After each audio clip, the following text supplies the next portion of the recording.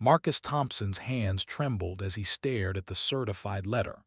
The bold red letters screamed across the top, "Final notice of foreclosure. 30 days." He had 30 days to come up with $15,000 or his family would lose everything.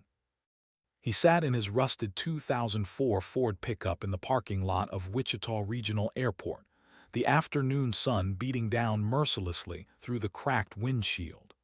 The air conditioning had died 2 months ago, just another thing he couldn't afford to fix. Sweat dripped down his temple as he read the letter again, hoping the words would somehow change. They didn't. "God help me," Marcus whispered, his voice breaking in the empty truck. His phone buzzed. Emma.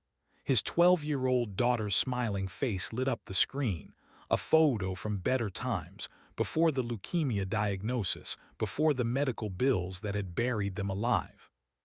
"Hey, sweetheart," Marcus answered, forcing brightness into his exhausted voice. "Dad, when are you coming to see me?" Emma's voice was weak, a shadow of the energetic girl who used to play soccer in their backyard. "Mom had to leave for her shift and it's lonely here." Marcus glanced at his watch, 3:47 p.m. His shift at Henderson Aviation Repair didn't end until 6, and then he had to race across town to his second job at Mike's auto shop, where he worked until midnight. The math was brutal. Even working 70 hours a week across 2 jobs, he was drowning. "I'll be there tonight, baby. After my second shift, I promise." "Okay," the disappointment in her voice shattered him. "I love you, Dad." "I love you more than anything in this world, Emma. You remember that." When the call ended, Marcus pressed his forehead against the steering wheel. 42 years old, 20 years as an aircraft mechanic, military veteran with an honorable discharge and 2 tours in Afghanistan, expert certifications in hydraulic systems, avionics, turbine engines. None of it mattered when your daughter was dying and you couldn't afford to save her. The hospital bills had started at $8,000 a month. Even with insurance, the experimental treatments Emma needed weren't fully covered. The co-pays, the medications, the specialist consultations, it all added up like a tidal wave drowning them slowly. Sarah, his wife of 15 years, worked double shifts as a nurse, but her income barely covered groceries and utilities. They'd already sold Sarah's car, Marcus's wedding ring, the savings account they'd built for Emma's college education, gone in 6 months. They'd borrowed from family until no one had anything left to give. Credit cards maxed out, personal loans exhausted. The house, their modest 3-bedroom home where they'd brought Emma home as a newborn, where they'd celebrated birthdays and Christmases, where Marcus had taught his daughter to ride a bike in the driveway. It was all slipping through his fingers like sand. Marcus stepped out of the truck and walked toward the maintenance hangar, stuffing the foreclosure notice into his back pocket. The late afternoon heat shimmered off the tarmac. Henderson Aviation Repair was a small operation, just 6 employees servicing private planes and small commercial aircraft. His boss, Joe Henderson, was a good man but struggling himself. The business barely broke even. Joe could only give Marcus 30 hours a week minimum wage plus $1. It wasn't enough. It would never be enough. Inside the hangar, Marcus changed into his oil-stained coveralls. His workstation was organized with military precision, tools arranged by size, parts labeled, maintenance logs updated to the minute. Even in chaos, Marcus maintained order. It was all he could control. "Thompson," Joe called from his office. "Got a Cessna 172 needs an annual inspection. Should be straightforward." "On it, boss." Marcus lost himself in the work. Here at least things made sense. Aircraft systems followed logic, rules, predictable patterns. Find the problem, identify the solution, fix it correctly. If only life worked the same way. His hands moved with practiced expertise, checking fuel lines, testing electrical systems, inspecting control surfaces. 20 years of experience made the work almost meditative. In Afghanistan, he'd kept helicopters flying under impossible conditions. dust storms, combat damage, limited parts. He'd learned to improvise, to see solutions others missed, to make the impossible possible. But he couldn't fix his daughter's cancer, couldn't repair his broken finances, couldn't stop the foreclosure. At 6:15 p.m., Marcus clocked out and drove across Wichita to Mike's auto shop. The transition from aircraft to automobiles always felt like a step backward, but Mike paid cash under the table. No taxes, no paperwork. It helped a little. Marcus got 3 oil changes and a transmission rebuild. Mike greeted him. Gonna be a long night. Aren't they all? Marcus worked mechanically, his body present but his mind elsewhere. Calculating, always calculating. Could he pick up another shift somewhere? Sell something else? The truck was worth maybe $2,000, but without it, how would he get to work? To the hospital? There were no good options, only impossible choices. His phone buzzed at 9:30 p.m. Sarah. Emma's fever spiked. They're running tests, can you come? Marcus looked at the transmission parts spread across his workbench. Mike needed this done by morning. The customer had already paid. I'll be there in an hour, he said. I promise. He worked faster, hands flying, making up time. At 11:45 p.m. he finished, cleaned up and drove to Children's Mercy Hospital. Emma was sleeping when he arrived, her small body dwarfed by the hospital bed, IV lines running into her thin arms. Sarah looked up from the chair beside Emma's bed, dark circles under her eyes. Fever's down, false alarm. Marcus kissed Emma's forehead gently, then held Sarah's hand. We got the foreclosure notice, he whispered. Sarah's face crumbled. How much time? 30 days. They sat in silence, holding each other in the dim hospital room, watching their daughter breathe. Marcus had no idea that in less than 12 hours, his phone would ring with an emergency that would change everything. That a hydraulic failure on a billionaire's private jet would become the miracle they'd stopped praying for. But that night, sitting in the hospital, Marcus Thompson was just a desperate father running out of time, out of money, and out of hope. The breaking point had arrived. But so had his moment, waiting on runway 7. Marcus had been home for exactly 43 minutes when his phone exploded with calls. It was 11:47 p.m. He just showered off the grime from both jobs, checked on Emma, who was sleeping peacefully after they'd returned from the hospital, and collapsed onto the couch beside Sarah. His eyes had barely closed when the phone started buzzing violently across the coffee table. Joe Henderson's name flashed across the screen. Marcus, I need you at the airport, now. Joe's voice was frantic, almost panicked. Marcus had never heard his boss sound like this in 20 years. Joe, I just worked 14 hours straight. There's a private jet in emergency distress. They're attempting landing in 7 minutes. Hydraulic failure. You're the only certified jet mechanic within 100 miles who can handle this. Marcus sat up straight, exhaustion evaporating. What kind of aircraft? Gulfstream G650. Big money. Real big money. Marcus, if we can help them, this could save the business. Please. Sarah was already handing him his keys, her eyes understanding.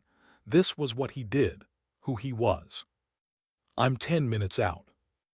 Marcus broke every speed limit getting to Wichita Regional Airport.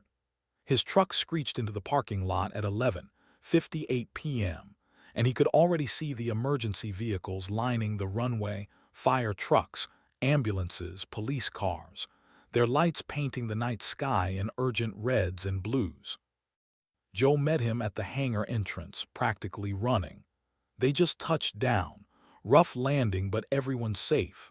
The pilots refusing to take off again until it's inspected and repaired. Smart pilot, Marcus muttered, grabbing his tool kit from the truck. Then he saw it. Under the brilliant floodlights sat the most beautiful aircraft Marcus had ever seen in person. The Gulfstream G650 gleamed like a silver bullet, its sleek lines and powerful engines representing the absolute pinnacle of private aviation. He knew the specs by heart: $65 million price tag, top speed of 610 mph, range of 7,000 nautical miles. This wasn't just a jet. This was a flying masterpiece. And it was broken. A group of men in expensive suits clustered near the boarding stairs, their body language radiating frustration and urgency. Security personnel stood nearby, earpieces visible, hands near concealed weapons. This wasn't just big money. This was serious money. "Who's the passenger?" Marcus asked quietly. "Richard Chen," Joe whispered, his voice tinged with awe. "The tech billionaire, made his fortune in artificial intelligence and cloud computing. He's worth $4.2 billion, a crisp voice interrupted. A young woman in a sharp business suit approached them, iPad in hand, her expression all business.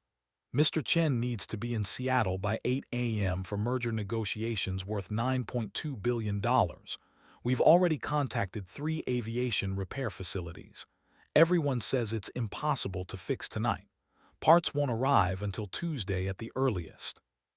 Marcus set down his tool kit and looked directly at her. "Ma'am, I'd like to inspect the aircraft before anyone tells me what's impossible." She studied him with calculating eyes, taking in his worn jeans, faded work shirt, and calloused hands. Marcus could see the doubt flickering across her face. He looked nothing like the high-priced aviation specialist she was probably expecting. "Mr. Chen is not accustomed to waiting," she said coldly. "Then let's not waste time talking." Marcus approached the Gulfstream with reverence, running his hand along the fuselage. The pilot descended the stairs, a weathered man in his 50s with military bearing and worried eyes. "Captain Steve Morrison," he introduced himself, shaking Marcus's hand with a firm grip. "Former Air Force, 23 years flying corporate jets." "Marcus Thompson, former Army, aviation maintenance specialist, 2-tour Afghanistan." Morrison's expression shifted to respect. "Then you understand. I've got a complete hydraulic pressure loss in the primary system. Secondary held for landing, but I'm not taking this bird up until I know it's safe. I've got a billionaire, 3 executives, and 4 crew members whose lives are my responsibility." Marcus nodded. "Show me." They moved to the rear access panel. Morrison handed Marcus a flashlight, and he climbed into the cramped maintenance bay. The hydraulic system of a G650 was a marvel of engineering, complex, redundant, and normally bulletproof. Finding the failure would be like finding a needle in a haystack. Except Marcus knew haystacks. His flashlight beam traced the hydraulic lines, looking for the telltale signs: fluid residue, pressure marks, unusual wear patterns. 5 minutes passed, then 10. He could feel the impatient eyes watching from outside, hear the murmur of expensive voices growing agitated. Then he found it. "Got it," Marcus called out, his voice echoing in the tight space. "Primary hydraulic pump. The servo actuators failed. Rare defect, usually only happens after extreme temperature fluctuations." He climbed out, his mind already racing through solutions. Morrison looked grave. "I've never seen that failure before. How do we fix it?" "The actuator itself needs replacement. That's a specialized part, probably 3 days minimum to get one shipped here." The assistant's expression turned triumphant, vindicated in her skepticism. "So it is impossible." "I didn't say that," Marcus replied calmly. He turned to Morrison. "What if we bypass the servo actuator entirely and rig a manual pressure regulator using components from the secondary system? It'll require custom fabrication and constant monitoring, but it'll get you to Seattle." Morrison's eyes widened. That's actually brilliant, risky but brilliant." "How risky?" a new voice demanded. Everyone turned. A man in his late 40s stepped out of the jet's cabin, tall, lean, with sharp, intelligent eyes behind designer glasses. He wore a simple black t-shirt and jeans, but everything about him radiated power and control. Richard Chen. Marcus met his gaze steadily. Sir, I'd rate it 95% safe. The modification will function perfectly if done correctly. The 5% risk comes from any factor, my work, unexpected complications, weather. But I'll stake my reputation on this. I can get you to Seattle safely. Chen studied Marcus for a long moment, and Marcus felt like he was being scanned by one of Chen's AI algorithms. Measured, analyzed, calculated.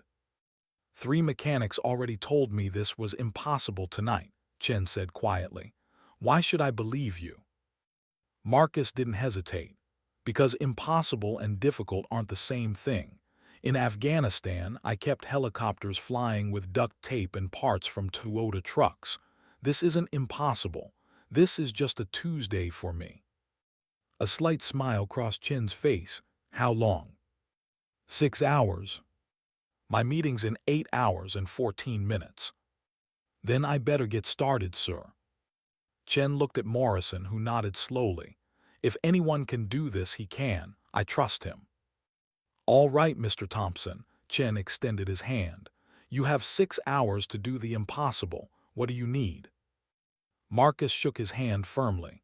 Just access to your aircraft, my tools, and nobody interrupting me. Done. Chen turned to his assistant.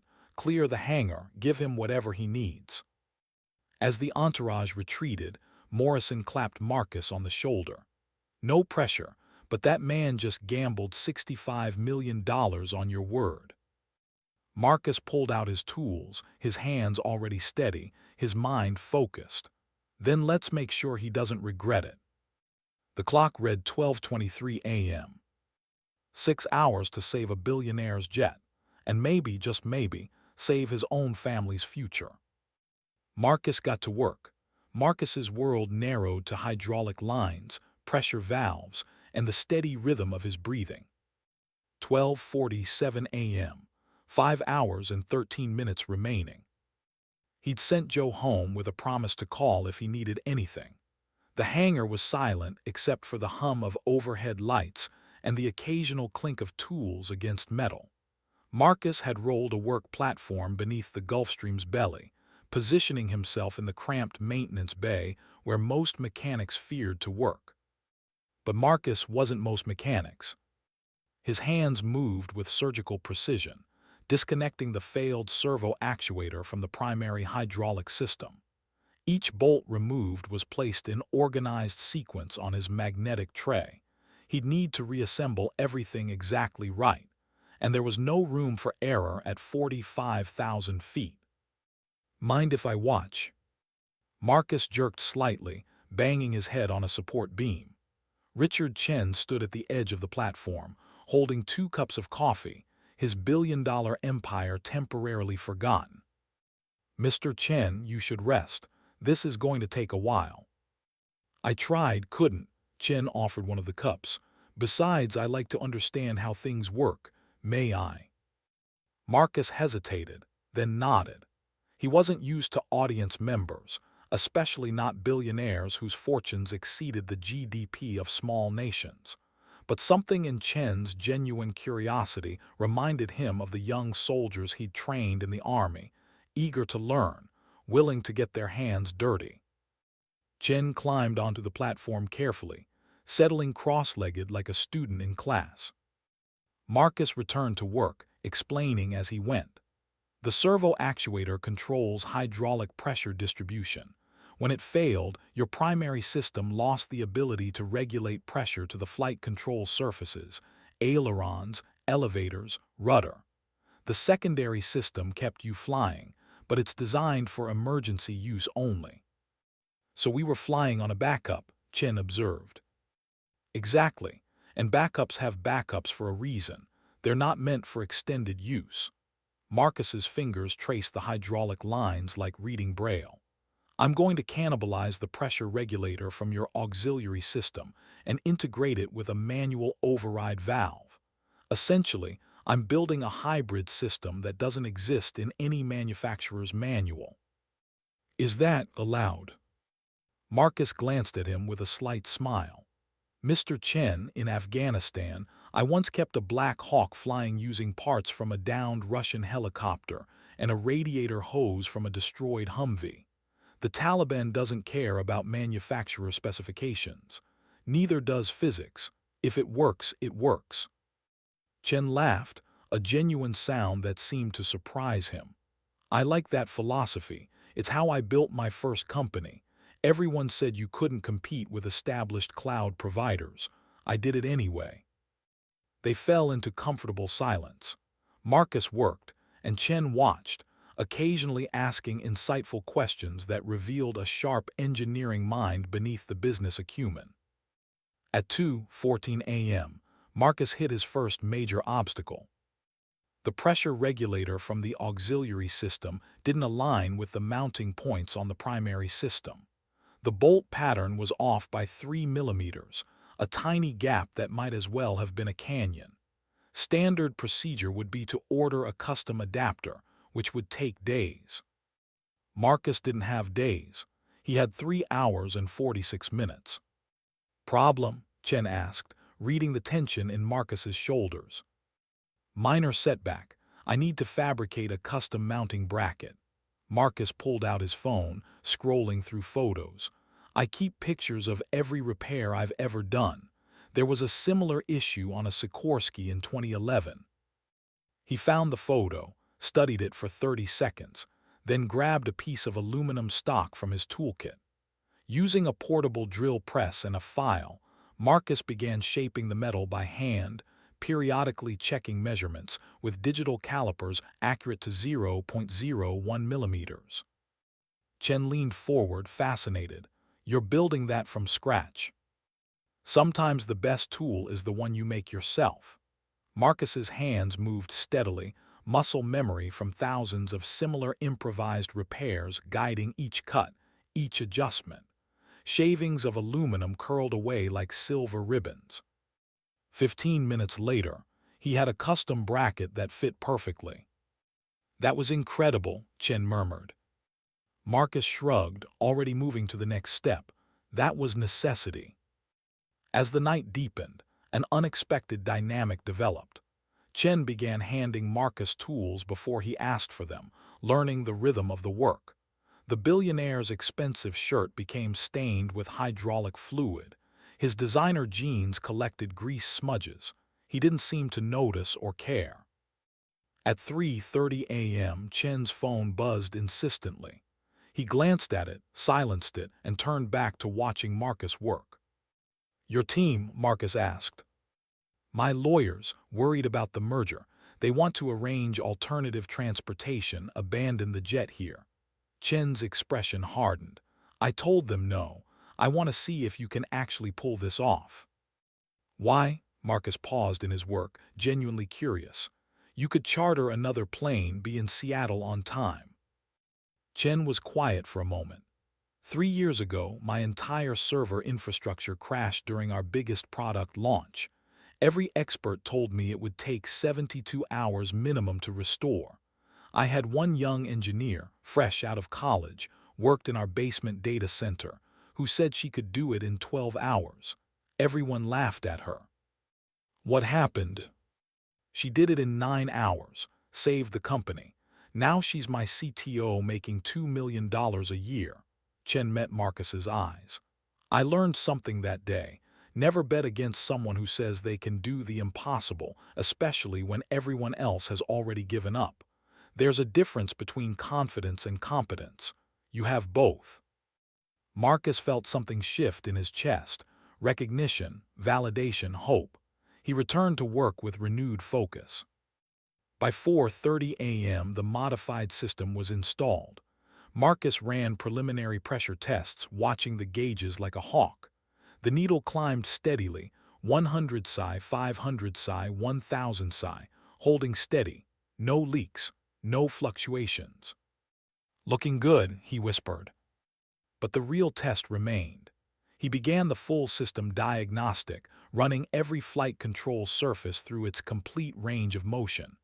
Ailerons smooth, elevators perfect, rudder flawless, landing gear hydraulics nominal, emergency systems green across the board.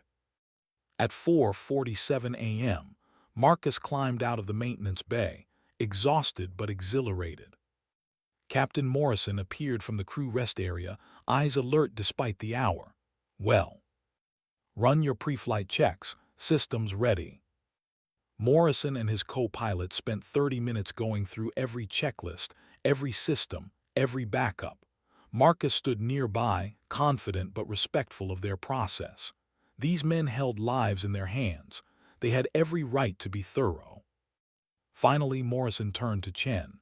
"Sir, it's the finest repair work I've ever seen. This bird is safe to fly."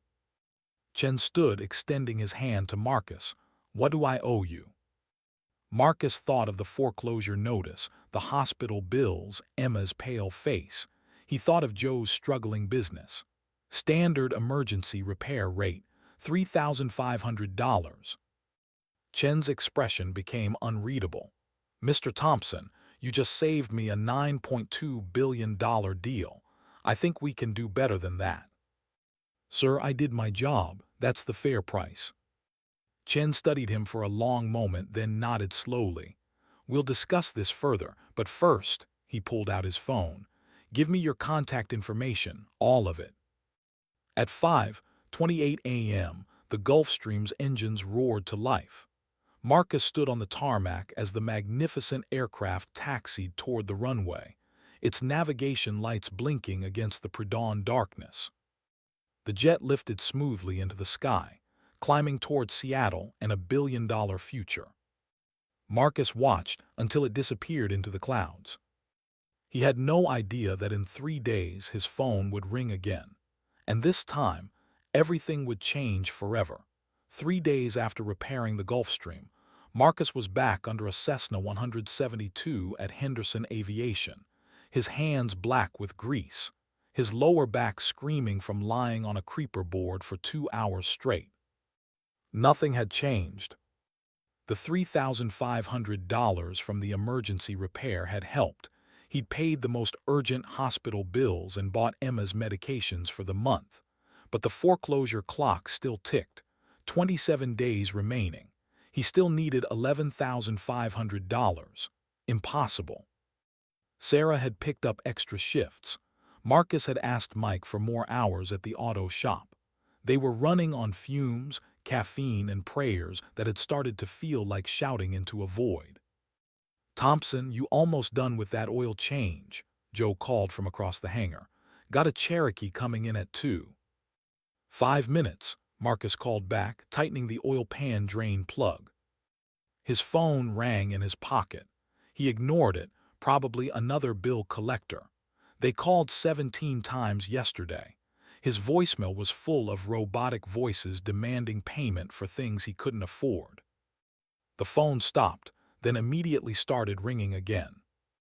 Marcus sighed, wiping his hands on a rag and pulling out the phone. Unknown number. California area code. Definitely a bill collector. He almost declined the call, but something made him answer. "Marcus Thompson." "Mr. Thompson, this is Richard Chen." Marcus's wrench clattered to the concrete floor. "I'm sorry, who?" His brain couldn't process the words. Richard Chen, the billionaire, calling him. Impossible. "The man whose jet you repaired 3 days ago." There was warmth in Chen's voice, almost amusement. "I promised we'd talk further. Do you have a few minutes?" Marcus scrambled out from under the Cessna, his heart pounding. "Yes, sir, of course. Yes." He walked quickly out of the hangar into the afternoon sunlight, away from the noise and curious ears. His hands were shaking. "First, I want to thank you properly," Chen continued. "Your repair held flawlessly. We flew to Seattle, I made my meeting with 10 minutes to spare, and the merger closed successfully yesterday. $9.2 billion, Mr. Thompson, because you did the impossible in 6 hours. I'm glad it worked out, sir. Just doing my job. That's what interests me. You see it as just your job. But I watched you work that night, Marcus. May I call you Marcus?" "Of course." "Marcus, I've built 3 Fortune 500 companies from nothing. I've hired thousands of people, and I've learned that true excellence is rare, vanishingly rare. Most people do the minimum required. They follow the rule book. They wait for instructions. Chen paused. You improvised. You created. You solved a problem everyone else declared unsolvable. And you did it with a level of craftsmanship that bordered on art. Marcus didn't know what to say. His throat felt tight. After I landed, I had my team research you, Chen continued. Marcus Thompson, age 42, 20 years in aviation maintenance.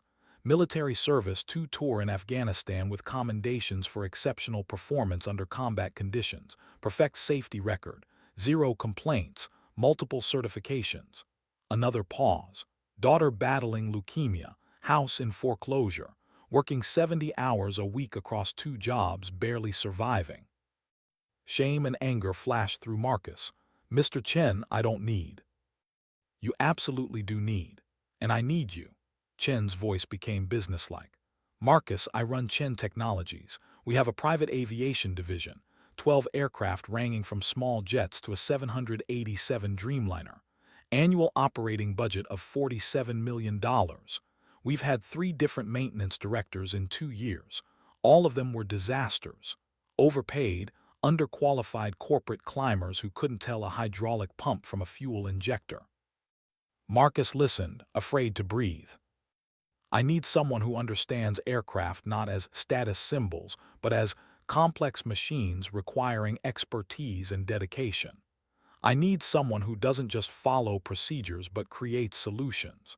I need someone with integrity who will tell me the truth even when it's inconvenient. Sir, what are you saying? I'm offering you a position, Director of Maintenance Operations, Chen Technologies Aviation Division, Seattle, Washington. The world tilted sideways. Marcus leaned against his truck, suddenly dizzy. The compensation package, Chen continued, his voice steady and clear, is as follows. Base salary of $185,000 per year. Comprehensive health insurance, and Marcus, I mean the absolute best coverage available. No copays, no deductibles, full coverage for experimental treatments.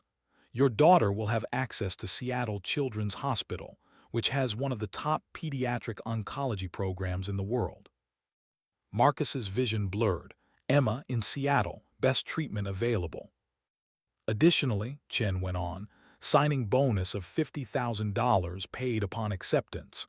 Relocation assistance of $25,000, company vehicle, 4 weeks paid vacation, stock options that vest over 4 years.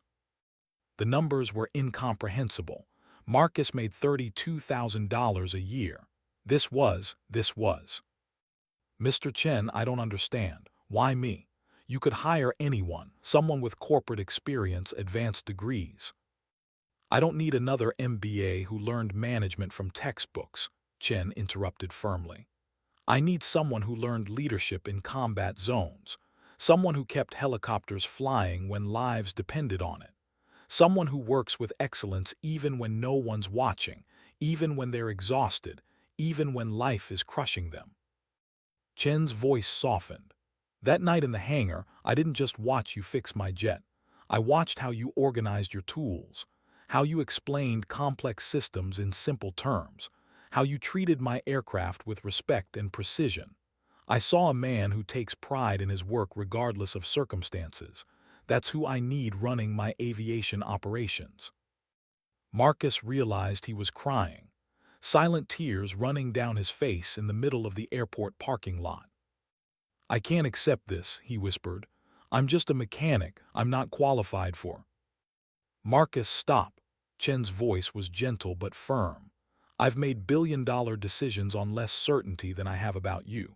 I'm not offering you charity. I'm making a strategic business decision. You have something money can't buy, genuine competence combined with unshakable character. I watched you work for 6 hours. That told me everything I needed to know. Marcus wiped his eyes with his sleeve, trying to process. $185,000, health insurance, Emma in the best hospital. The foreclosure notice disappeared, Sarah not working herself to death. When would you need an answer? Marcus asked, his voice hoarse. I'm emailing you the formal offer letter right now. Look at your phone. Marcus pulled the phone away from his ear. An email from Archen at Chentech. Com appeared, subject line, employment offered Director of Maintenance Operations. He opened it with shaking fingers, official letterhead. Everything Chen had described in writing legally binding. It was real. This was actually real. I need to talk to my wife, Marcus said. My daughter, we'd have to move, leave everything we know. Of course, I understand completely. Take 24 hours, but Marcus, Chen's voice held a smile. I hope you say yes. I think we could do great things together. Mr. Chen, sir, I don't know what to say. Thank you doesn't seem. Just say you'll consider it seriously. That's enough. When the call ended, Marcus stood in the parking lot, staring at his phone like it was an alien artifact. Joe appeared at the hangar door. Marcus, that Cherokee's here. Marcus looked at his boss, a good man who'd given him work when he needed it, who'd called him in for the emergency repair, who was struggling to keep his own business alive. Then he looked at the offer letter on his phone. $185,000, Seattle, Emma's chance at life. His hands were still shaking as he walked back into the hangar. Everything was about to change. He just had to find the courage to say yes. Marcus sat in his truck outside their small house for 20 minutes, staring at the offer letter on his phone screen, terrified to walk inside. $185,000, Seattle, a completely different life. What if he failed? What if he wasn't good enough? What if he uprooted his family, moved them 1,800 miles from everything they knew, and then proved Richard Chen wrong? The man had built billion-dollar companies on his judgment. What if Marcus was the one investment that didn't pay off? The front door opened. Sarah stood in the doorway, silhouetted by the warm light from inside, her expression concerned. She knew something was wrong. 15 years of marriage had given her a radar for his moods. Marcus climbed out of the truck and walked toward her, his legs feeling like lead. What happened? Sarah asked softly, studying his face. You look like you've seen a ghost. I got a job offer. She blinked. That's good, isn't it? Is it more hours at another shop? Marcus handed her his phone without a word. Sarah read the email, her eyes moving faster and faster across the screen. Her hand flew to her mouth. Marcus, this is real.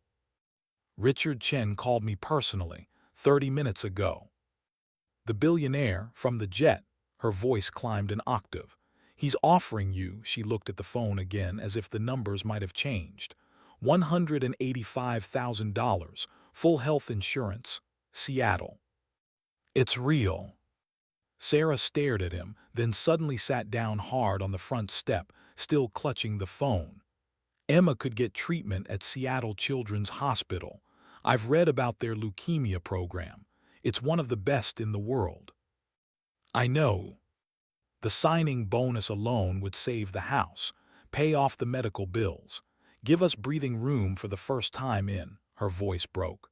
Marcus, this is an answer to every prayer we've prayed for 2 years. What if I'm not good enough? The words burst out of him, raw and desperate. Sarah, I fix small planes in Kansas. This is running aviation operations for a tech billionaire. What if I fail? What if we move across the country and I prove I'm just a small-town mechanic who got lucky one night? Sarah stood, taking his face in her hands, forcing him to look at her. Marcus Thompson, listen to me. You are the man who kept helicopters flying in Afghanistan when everyone else gave up. You are the man who works 2 jobs without complaining because you love your family. You are the man who did the impossible in 6 hours because a stranger needed help. You are not lucky. You are exceptional. And it's about time someone with power and resources recognized it. But, no buts, this man didn't offer you charity. He offered you a job because he watched you work and saw what I've seen for 15 years. You're brilliant, dedicated, and you never give up. Ever. Tears spilled down her cheeks. So we're not going to give up on this. The door burst open. Emma stood there in her pajamas, thin and pale but with fire in her eyes. Dad's got a job offer. In Seattle. The Seattle with the amazing hospital. Marcus knelt down to her level. Baby, it would mean leaving Wichita. Leaving your friends, your school, grandma and grandpa. Everything we know. Emma's grin was fierce. Dad, I'm 12, not stupid. I know the treatments here aren't working as well as they should. I've heard the doctors talking when they think I'm asleep. She grabbed his hands with surprising strength. Seattle Children's Hospital has a trial program for my type of leukemia. I Googled it last month. Their success rate is 78% compared to 43% here. Marcus felt his heart shatter and rebuild simultaneously. His 12-year-old daughter had been researching her own survival odds. Plus, Emma continued, I've never seen the Pacific Ocean, or the Space Needle, or those fish-throwing guys at Pike Place Market. It's kind of an adventure, right? Sarah laughed through her tears. When did you get so brave? I learned from you guys. Emma hugged Marcus tightly. Take the job, Dad. Let's go be brave together. That night after Emma fell asleep, Marcus and Sarah sat at the kitchen table with a bottle of cheap wine and made lists. Fears, hopes, logistics, questions. At 11:47 p.m., Marcus picked up his phone and typed an email to Richard Chen. Mr. Chen, I accept your offer. When do I start? The response came in 4 minutes. Marcus, excellent decision. You start in 2 weeks. Welcome to the team. Richard. The next 2 weeks moved like a hurricane. The $50,000 signing bonus hit Marcus's account the following morning. He paid off the foreclosure, cleared the hospital bills and bought Sarah a new car, a used Honda, nothing fancy but hers. She cried in the dealership parking lot. Telling Joe Henderson was brutal. The old man hugged Marcus, told him he was proud, and admitted he'd always known Marcus was destined for bigger things. Just don't forget us small folks, Joe said with a sad smile. The going-away party at Mike's auto shop turned into half the neighborhood showing up. People Marcus had helped over the years, fixed their cars for cheap, given free advice, loaned tools to. They brought casseroles and tears and wishes for success. Marcus's mother held Emma close, whispering prayers over her granddaughter. His father, a man of few words, pulled Marcus aside. You're doing the right thing. Save your little girl. That's all that matters. Packing up 20 years of life into a U-Haul felt surreal. Photos from the wall, Emma's baby clothes Sarah couldn't bear to throw away, Marcus's tools, the most precious cargo of all. The morning they left, Marcus stood in the empty living room where they'd brought Emma home from the hospital as a newborn, where she'd taken her first steps, where they'd celebrated birthdays and Christmases and ordinary Tuesdays that now felt like treasures. Ready? Sarah asked from the doorway. No, Marcus admitted, but let's go anyway. The drive to Seattle took 3 days. They sang along to the radio, played road trip games, stayed in budget motels. Emma's energy seemed to increase with every mile westward, as if hope itself was a form of medicine. When they crested the final mountain pass and saw Seattle sprawling before them, the city, the water, the mountains beyond, Emma pressed her face to the window. It's beautiful, Dad. Yeah, baby, it really is. They moved into a modest apartment in Bellevue, 20 minutes from Chen Technologies' headquarters. The signing bonus and relocation funds made it possible to furnish the place properly, something they'd never been able to afford in Kansas. Marcus's first day arrived like Judgment Day. He put on his nicest khaki pants and a button-down shirt. He didn't own a suit, and drove to Chen Technologies' private aviation facility. The sprawling complex made Henderson Aviation look like a child's toy. Gleaming hangars, 12 aircraft worth hundreds of millions, 30 employees bustling around. A tall man in an expensive suit met him at the entrance.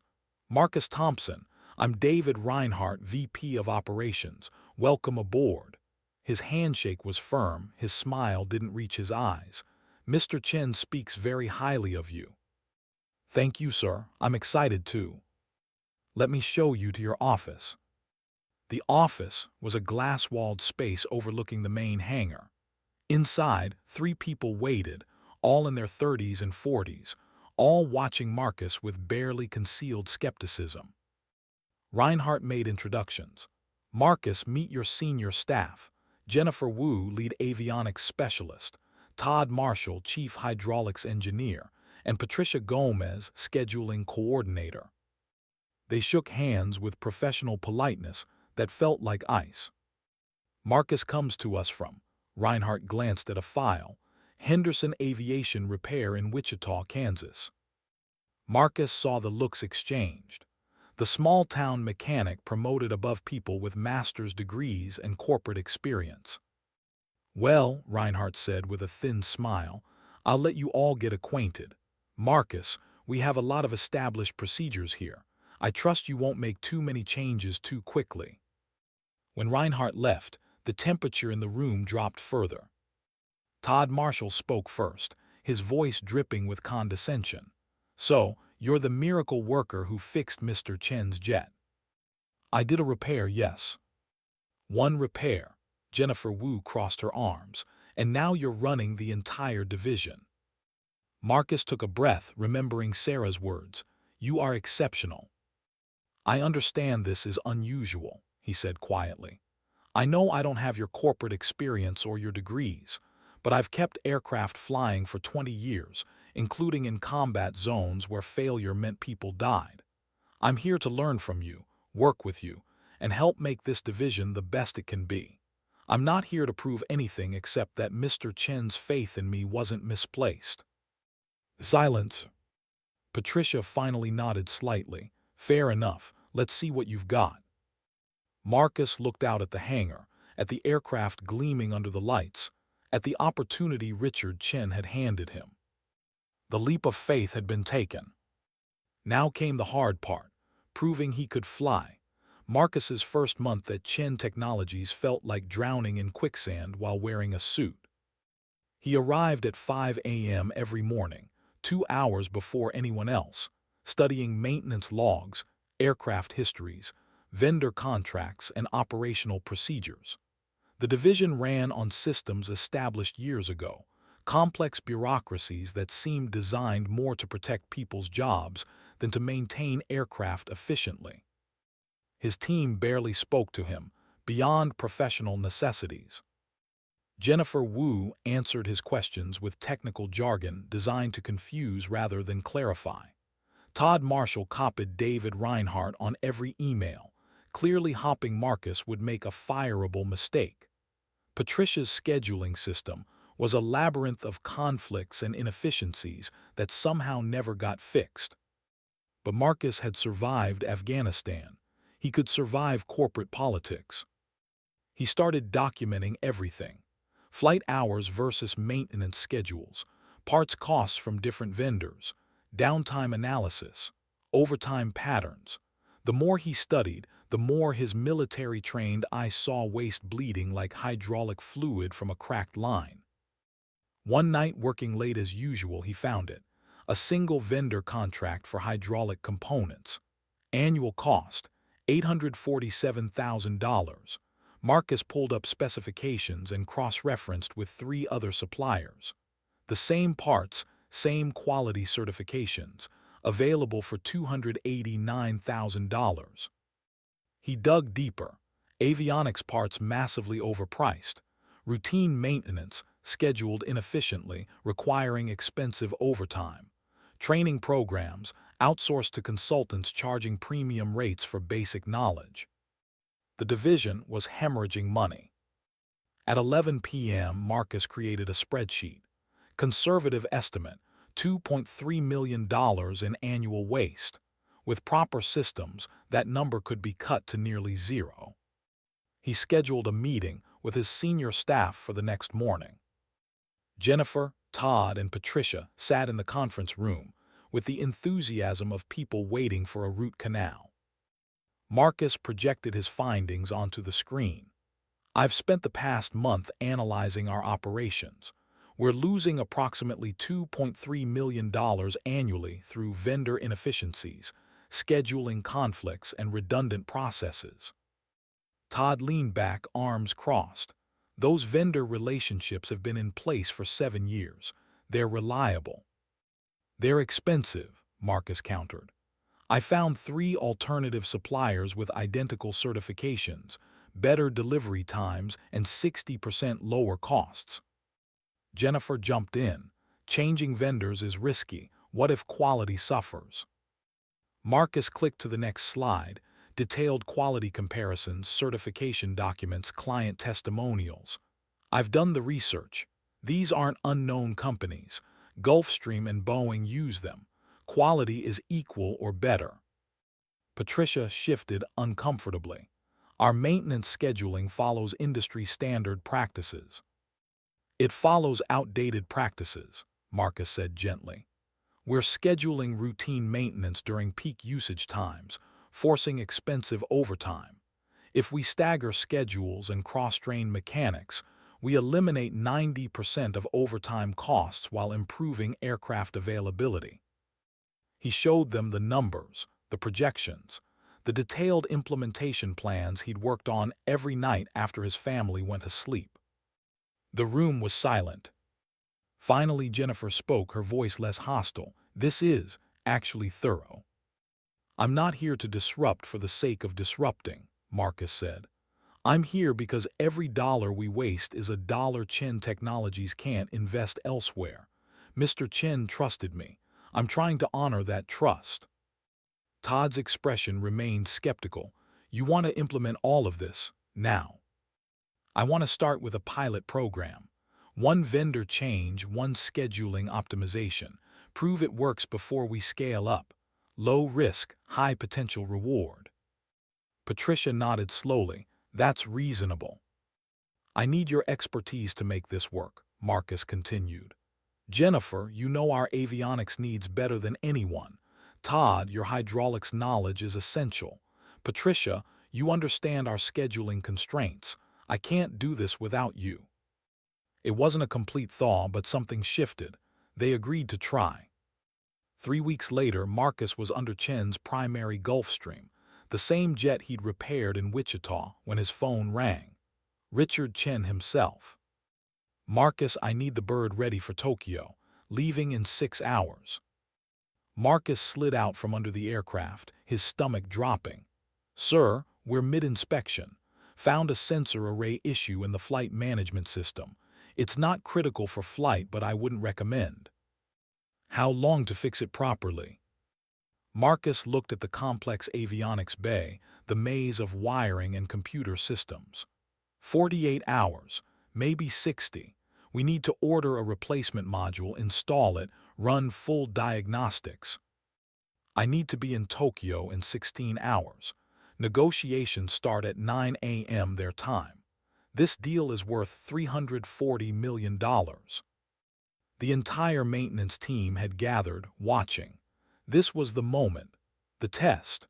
Would Marcus cave to pressure like the previous directors, sign off on a questionable aircraft to please the boss? Or would he stand his ground? Marcus took a breath.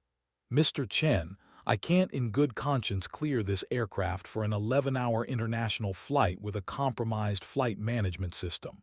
It's a safety issue. Silence on the line. Marcus could hear his heartbeat.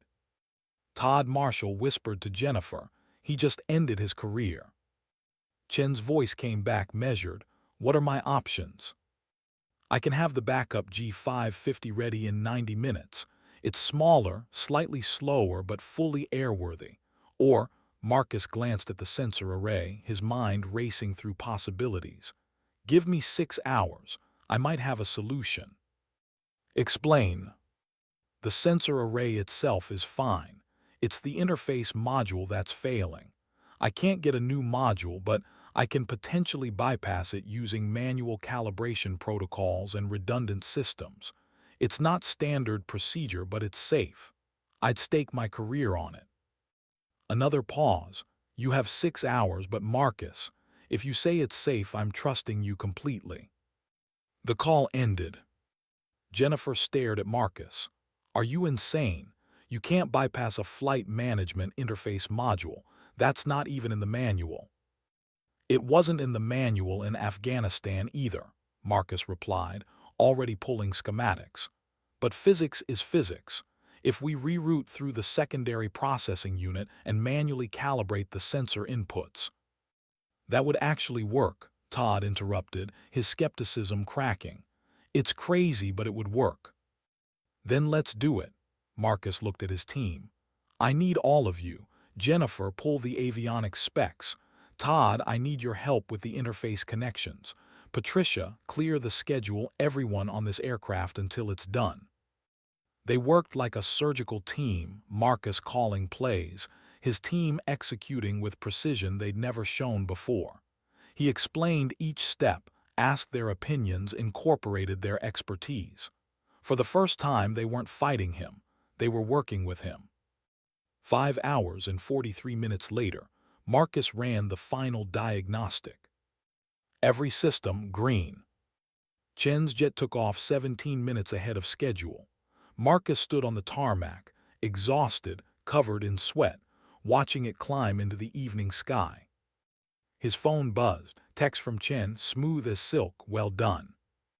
Jennifer approached, handed him a bottle of water. That was impressive. That was teamwork, Marcus corrected. Todd nodded grudgingly. Maybe Kansas wasn't such a bad choice after all. That night Marcus came home to find Sarah and Emma celebrating. The doctors had called. Emma's latest scans showed significant improvement. The Seattle treatment protocol was working. Her cancer markers were dropping. Sarah threw her arms around him. She's responding, Marcus. Our baby girl is getting better. Emma hugged them both. Dad's saving jets and I'm beating cancer. We're pretty awesome. Marcus held his family close, overwhelmed with gratitude.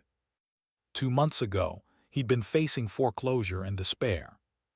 Now he was proving Richard Chen right, earning his team's respect and watching his daughter heal. The impossible was becoming routine. And Marcus Thompson was just getting started. 6 months after Marcus arrived at Chen Technologies, David Reinhardt called him into his office with an expression somewhere between respect and disbelief. Your division just posted the best quarterly numbers in company history, Reinhardt said, sliding a report across his desk. Maintenance costs down 41%, aircraft availability up 23%, 0 safety incidents, 0. Marcus studied the numbers, feeling a quiet pride. The vendor changes had worked. The scheduling optimization had eliminated overtime waste. Cross-training his mechanics had created flexibility the division never had before. But more than that, his team had transformed from skeptical rivals into dedicated professionals who took pride in their work. Jennifer, Todd, and Patricia deserve the credit, Marcus said. They made it happen. They made it happen because you showed them how. Reinhardt leaned forward. Mr. Chen wants to see you. Executive meeting, tomorrow at 9 a.m. Marcus's stomach flipped. Sir, I'm not an executive. I run the aviation division. Not anymore, or rather not just that anymore. Reinhardt's expression was unreadable. Be ready. The executive conference room occupied the top floor of Chen Technologies headquarters, all glass walls and panoramic views of Seattle's skyline. Marcus walked in wearing his best outfit, khaki pants, button-down shirt, and a sport coat Sarah had insisted he buy. He still looked like a mechanic playing dress-up among the tailored suits. Richard Chen sat at the head of the table, surrounded by VPs, CFOs, department heads, people with MBAs from Harvard and Stanford, people who spoke in acronyms Marcus barely understood. Marcus, sit. Chen gestured to an empty chair. Everyone, this is Marcus Thompson, Director of Maintenance Operations. In 6 months, he's transformed our aviation division from our biggest operational headache into our most efficient department. Polite nods around the table, some genuine, some skeptical. Chen continued. Marcus, we have a problem. Our manufacturing division in Austin, the facility that produces our cloud server components, is bleeding money. $8 million over budget this quarter. Quality control issues, production delays. 3 managers have tried to fix it. All failed. He slid a thick folder across the table. I want your perspective. Marcus opened the folder, his heart pounding. This wasn't aircraft maintenance. This was corporate manufacturing, supply chains, production systems, areas where he had zero formal training. But as he scanned the reports, something familiar emerged. Inefficient scheduling, vendor redundancies, maintenance protocols that caused more downtime than they prevented, safety shortcuts that would inevitably cause bigger problems. It was the aviation division all over again, just with different machinery. Mr. Chen, Marcus said slowly, I'm not a manufacturing expert. No, you're a systems expert. You see inefficiency that others miss because you understand how things actually work, not just how they're supposed to work on paper. Chen's gaze was intense. I want you to audit the entire company, every division, find the bleeding, tell me how to stop it. The room went silent. Someone coughed uncomfortably. Marcus looked at the faces around the table, some hostile, some curious, some afraid. They saw a mechanic being handed power he hadn't earned through traditional channels. They saw their territories being invaded. I'll need access to everything, Marcus said. Financial records, operational data, facility access, staff interviews. Complete transparency. You'll have it, Chen confirmed. And I'll need 3 months. You have 2. Marcus worked like a man possessed. He flew to Austin, toured the manufacturing facility, interviewed workers on the floor, not managers in offices, but the people actually building the servers. He listened to their frustrations, their workarounds, their knowledge that management ignored. He discovered production schedules that forced machines to run during peak electricity rates, inflating costs by $340,000 annually. Quality control procedures so convoluted that inspectors spent more time on paperwork than actual inspection. A supply chain where raw materials sat in warehouses for weeks because nobody had optimized delivery timing. He audited the software division in San Francisco, found teams duplicating work because departments didn't communicate, security protocols so cumbersome that developers had created dangerous shortcuts. He examined the sales operations in New York, discovered a CRM system so complex that salespeople spent 3 hours daily on data entry instead of selling. Everywhere Marcus looked, he found the same pattern: intelligent people trapped in inefficient systems, unable to change them because that's how we've always done it. Every night he video called Sarah and Emma, shared his discoveries, his frustrations, his growing certainty that he could actually fix these problems. You're not just a mechanic anymore, Dad, Emma said one night, her color better than he'd seen in years. You're like a business doctor. Sarah smiled. You're seeing what I've always seen. You solve problems, that's your gift. After 8 weeks of 16-hour days, Marcus compiled a 127-page report. His hands shook as he sent it to Richard Chen. The board meeting felt like walking into an execution. 12 board members, 4 executives, all eyes on Marcus as he stood at the front of the room with his presentation. Chen Technologies is losing approximately $50 million over 3 years through operational inefficiencies, Marcus began, his voice steady despite his terror.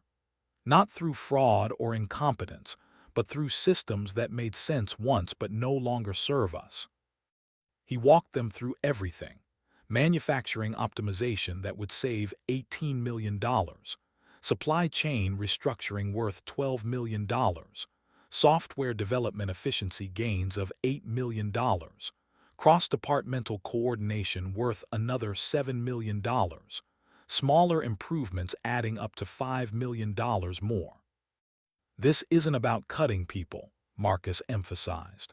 It's about freeing people to do their jobs properly. Every change I'm proposing came from listening to the workers who actually do the work. Questions came like artillery fire. Marcus answered each one, backed by data, real-world examples, and the credibility of having already proven himself in the aviation division.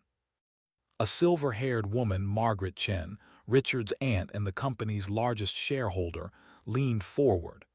"Mr. Thompson, you've been here 6 months. You're a mechanic. Why should we trust you to restructure a multi-billion-dollar company?" Marcus met her gaze.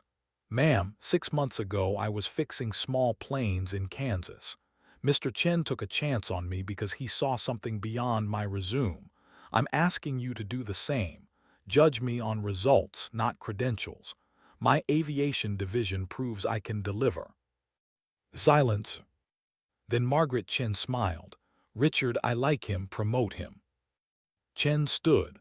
"Marcus Thompson, effective immediately, your Vice President of Operations. Salary $340,000, stock options vesting over 4 years and full authority to implement these changes. Congratulations." The room erupted in applause, some enthusiastic, some obligatory, but applause nonetheless. Marcus floated through the rest of the day in shock. That evening, he took Sarah and Emma to their favorite restaurant, a splurge they could now actually afford. "VP of Operations," Sarah whispered, still processing. "Marcus, do you understand what this means?" "It means I'm terrified," he admitted. "It means I have to prove myself all over again to an entire company." Emma, her hair finally growing back from the treatments, grinned. "It means you're awesome, Dad." Marcus's phone buzzed. Emma's oncologist. He answered with shaking hands. "Dr. Morrison." "Mr. Thompson, I wanted to call personally. Emma's latest scans are remarkable. No detectable cancer cells. We're officially calling it complete remission." The restaurant blurred through Marcus's tears. Sarah grabbed his hand, reading his expression, and started crying too. Emma looked between them. "I'm okay, like really okay." Marcus pulled her into a fierce hug. "You're beating it, baby. You're winning." Later that night, they drove through Seattle looking at houses. Real houses, not apartments. Houses with yards and extra bedrooms and garages. Sarah found a listing in Bellevue. 4 bedrooms, small yard, good schools. $685,000. "We can afford this," she whispered, showing Marcus the listing. Marcus looked at the house, then at his family, his wife who'd never stopped believing, his daughter who'd fought cancer with more courage than he'd ever seen. 7 months ago, they'd been facing foreclosure on a house worth $120,000. Now they were buying a $685,000 home, and he could write a check for the down payment. "Let's do it," Marcus said. The impossible had become his new normal. And somehow, Marcus Thompson was just getting started. 2 years after repairing a billionaire's jet on a desperate night in Kansas, Marcus Thompson stood in front of 300 Chen Technologies employees at the annual company meeting, barely recognizing his own life. The numbers on the screen behind him told an impossible story. Operational efficiency up 47%, production costs down $73 million over 2 years, customer satisfaction at record highs, and employee retention improved by 34%. But the number that mattered most wasn't on the screen. Emma, cancer-free for 18 months, healthy, thriving, planning to apply to MIT's aerospace engineering program in 2 years. Richard Chen took the microphone, his expression proud. "When I hired Marcus from a small repair shop in Wichita, my board thought I'd lost my mind. A mechanic running operations for a multi-billion-dollar tech company," he smiled. "Turns out, sometimes the best executives don't come from business schools. They come from places where excellence isn't optional, where lives depend on getting it right the first time." The applause was thunderous. After the meeting, Chen pulled Marcus into his office. "I have something for you." He handed Marcus a folder. Inside was a proposal, the Thompson Initiative, a $10 million fund to support struggling aviation mechanics and their families. Marcus stared at the document, his throat tight. "Richard, this is your idea, actually. You mentioned it 6 months ago, remember? Over drinks, you talked about all the mechanics out there working 70-hour weeks, one crisis away from losing everything, just like you were." Chen's expression softened. "We're starting with scholarships for children of aviation mechanics. Full ride, tuition, housing, books, for kids like Emma who deserve a chance. $10 million. To start. If it works like I think it will, we'll expand." Chen handed him another document. "And this is the Wrench to Wings program, partnership with regional airports across the country. We provide equipment, training, and direct contracts. Help mechanics like Joe Henderson keep their businesses alive while improving their capabilities." Marcus couldn't speak. He just stared at the papers, remembering the foreclosure notice, the impossible medical bills, the crushing weight of watching his daughter suffer while he worked himself to exhaustion. "Wichita Regional Airport is our first partner location," Chen continued. $500,000 in equipment upgrades, training programs, and guaranteed contract work. I thought you might want to deliver the news personally." 3 weeks later, Marcus landed at Wichita Regional Airport in one of Chen Technologies' jets, a beautiful irony not lost on him. Sarah and Emma came with him, excited to see their hometown and the people they'd left behind. Joe Henderson waited in the hangar, looking older but still wearing the same oil-stained coveralls. When he saw Marcus, his weathered face broke into a huge grin. "Look at you," Joe said, pulling Marcus into a bear hug. "Fancy plane, fancy clothes. You forget about us little people yet." "Never," Marcus said, his voice thick with emotion. "And I've got something for you." He presented the partnership agreement in front of Joe's small crew. Mechanics Marcus had worked alongside, men and women who'd become family during his hardest years. $500,000. Joe's hands trembled holding the contract. "Marcus, this will save us. We've been hanging on by our fingernails." "I know, I remember." Marcus looked at each face. "You all helped me when I needed it. Covered shifts, gave advice, never judged me for being desperate. This is me returning the favor." The celebration that followed felt like coming home. Mike from the auto shop showed up with beer. Marcus's old neighbors brought food. Emma reunited with her childhood friends, showing off pictures of Seattle and the Space Needle. But the real surprise came the next evening. Marcus had arranged a community meeting at Wichita High School's auditorium. Over 400 people showed up, mechanics, their families, kids dreaming of aviation careers, struggling parents working multiple jobs just like Marcus had. He stood at the podium, looking at faces that reflected his own past. "2 years ago, I was drowning. Medical bills, foreclosure, working 70 hours a week and still failing. I felt invisible, like no matter how hard I worked, it would never be enough." The room was silent. "Then I got one chance, one opportunity to show what I could do, and it changed everything." He paused. "But here's what I learned. That moment didn't create my success. 20 years of doing excellent work created it. The moment just revealed it." He explained the Thompson Initiative. 50 scholarships annually for children of aviation mechanics.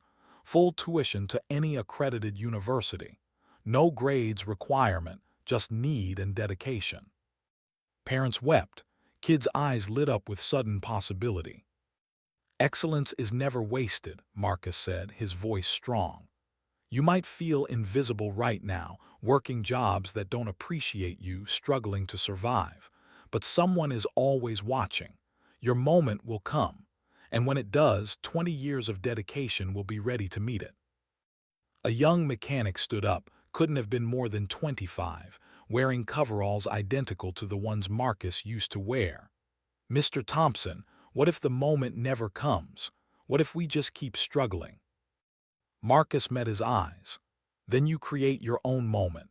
You do such exceptional work that opportunities have no choice but to find you. You be so good they can't ignore you. That's what I did. Not because I'm special, but because I refused to be anything less than excellent, even when I was exhausted, even when life was crushing me, even when nobody was watching. The trip back to Seattle felt different. Marcus looked out the jet's window at the clouds below, reflecting on the impossible journey. Richard Chen sat across from him, working on his laptop. "You know what the best part of hearing you was?" Chen asked suddenly. "What's that?" "I've made a lot of good decisions, built successful companies, turned investments into billions. But you're the one I'm proudest of, because I didn't just gain an excellent executive. I gained a friend. Someone who reminds me daily that character matters more than credentials, that kindness and competence aren't mutually exclusive, and that sometimes the best investments aren't in companies, they're in people." Marcus felt his eyes burn. "I owe you everything, Richard." "No," Chen corrected gently. "You earned everything. I just opened a door. You're the one who walked through it and then held it open for others to follow." Later that night, back home in their Bellevue house, Marcus sat in Emma's room watching her sleep. At 14, she was healthy and vibrant, dreaming of designing spacecraft, talking about MIT and NASA like they were inevitable destinations rather than impossible dreams. Her bookshelf held college brochures and aerospace engineering textbooks. Her walls displayed posters of rockets and space stations. A girl who'd spent years fighting cancer was now reaching for the stars. Sarah appeared in the doorway. "Come to bed. You've got that meeting with Boeing tomorrow." Marcus followed her, but paused at their bedroom window, looking out at Seattle's lights. "You know what I think about sometimes," he said quietly. "What if the Gulf Stream hadn't broken down that night? What if they'd landed in Kansas City instead? What if I'd been too tired to work, too beaten down to try?" "But you weren't," Sarah said, taking his hand. "You showed up. You did the impossible. You proved who you really were." Marcus pulled out his phone, opened his photos, and found a picture from 2 years ago. Him in his oil-stained coveralls, standing in front of Henderson Aviation's tiny hangar, exhaustion written across his face. Next to it was a photo from the company meeting him in a tailored suit, standing in front of 300 employees, respected and successful. Same man, different circumstances. "I didn't fix a jet that night," Marcus whispered, understanding it fully for the first time. "I showed someone who I really was. That's what changed everything." Sarah kissed him. "And now you're showing thousands of others that they can change their lives too. That's the real miracle, Marcus. Not your success, your generosity with it."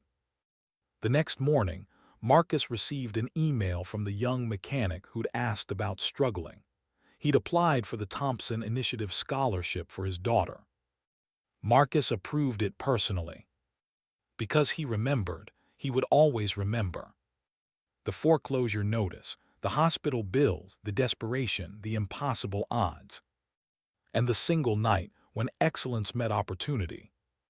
When a struggling mechanic repaired a billionaire's jet and discovered that the impossible was just the beginning. The end. Marcus Thompson still serves as VP of Operations at Chen Technologies. Emma Thompson is currently a sophomore at MIT studying aerospace engineering with a perfect 4 GPA. The Thompson Initiative has awarded 247 scholarships to date. The Wrench to Wings program operates in 43 airports across America, and Joe Henderson's shop in Wichita is thriving, training the next generation of mechanics who refuse to accept that excellent work goes unrewarded. Because Marcus Thompson proved something simple but profound: excellence is never wasted. Your moment will come. Be ready.